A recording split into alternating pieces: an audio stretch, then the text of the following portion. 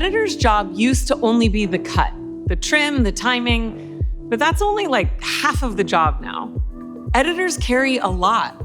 Every story that moves you, every cut that hits harder than you expected, every reel that's so good you watch it twice, 3, 4 times without even thinking about it.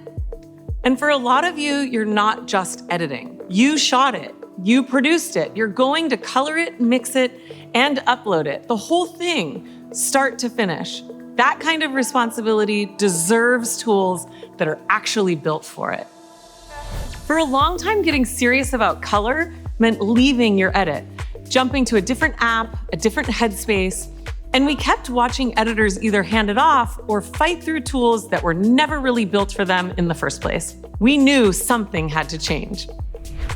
So we went back to zero, and we kept asking ourselves, what could color for editors look like if we stopped getting in our own way and actually put the editor first? What came out of that question is color mode, and I genuinely cannot wait for you to get your hands on it. You ever notice the moment you try to do something real with color, the whole vibe changes? Like, suddenly you're supposed to be this whole different person with an entirely different skill set. The tools get technical, the language gets clinical, and there's this brick wall in between your vision and what you actually see on screen.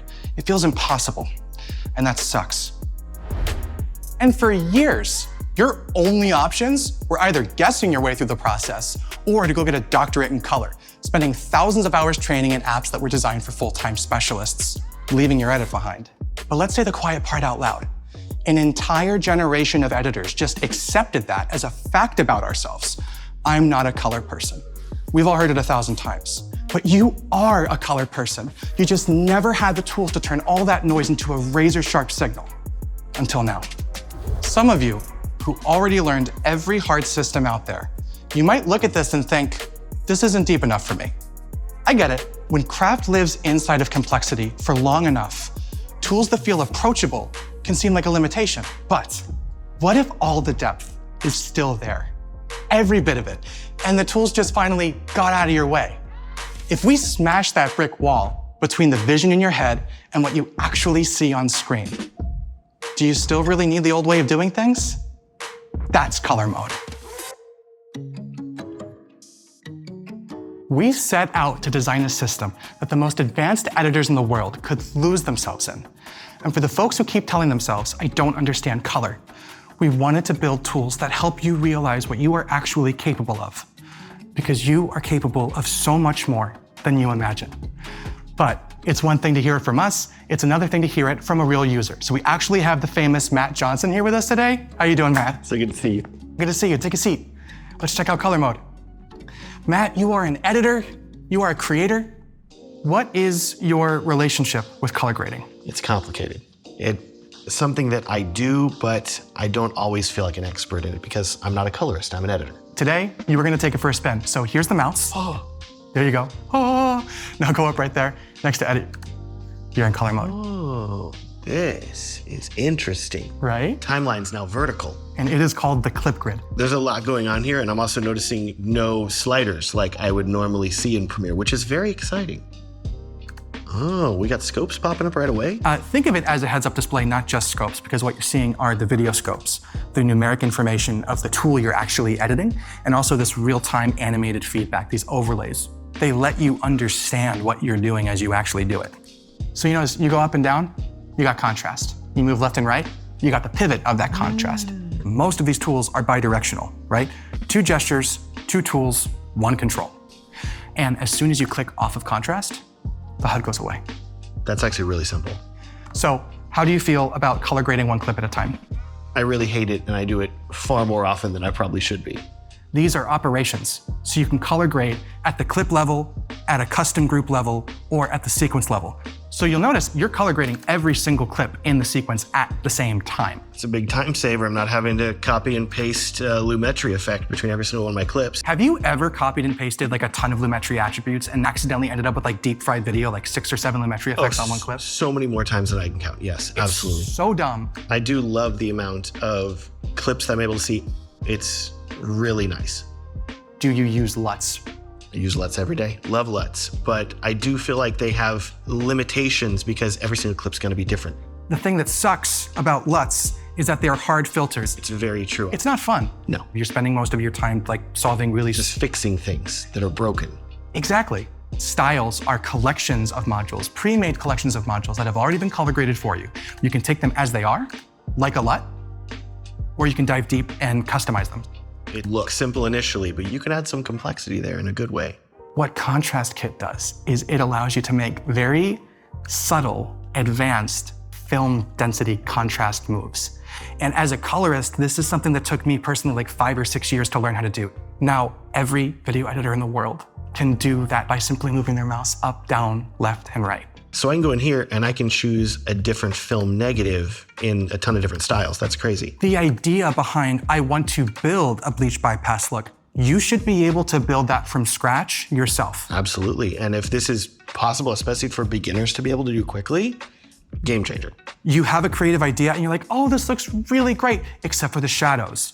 Now, how do I go in and fix this? Half my life is spent adjusting light and exposure and bringing things to the proper level so the highlights aren't overexposed and there isn't noise in the shadows. And this is fixing it in like 2 clicks.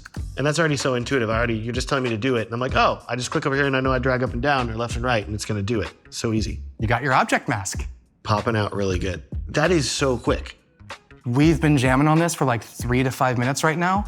And you have a custom film emulation, custom contrast curves, and a whole like matching graded commercial. So Matt, serious question, and don't you dare lie to me. I just showed you a lot. What do you think about all this? I love lying to you, but I will not lie to you in this moment. And I gotta say, I'm really impressed. This is a fundamental rethink of how color works in the program. And for a long time, I always said, oh, Premiere has a simpler interface because it's just simple sliders and you can adjust them and that's great for beginners. But for pros, I feel like it was really lacking in this level of control over clips, the sequence, everything. And so suddenly you're giving us all this in an interface that is new, but also seems to be rather intuitive. So good job. Thanks. This is a system designed for experimentation. It rewards curiosity. It invokes play and fun. Keyword play. Like just playing is an idea that is so woefully missing from a lot of professional creative apps. And color mode just wants you to play with it. I feel like we've also barely scratched the surface too. There's so many other settings we haven't even touched on. I've shown you about 10% of the system, I'm gonna be perfectly honest with you. Like it's an application-sized release. We wanna reinvent core parts of your workflow that allow you to turn your creativity into reality. Color is probably our biggest step we've ever taken, and color mode is probably the largest release in Premiere history.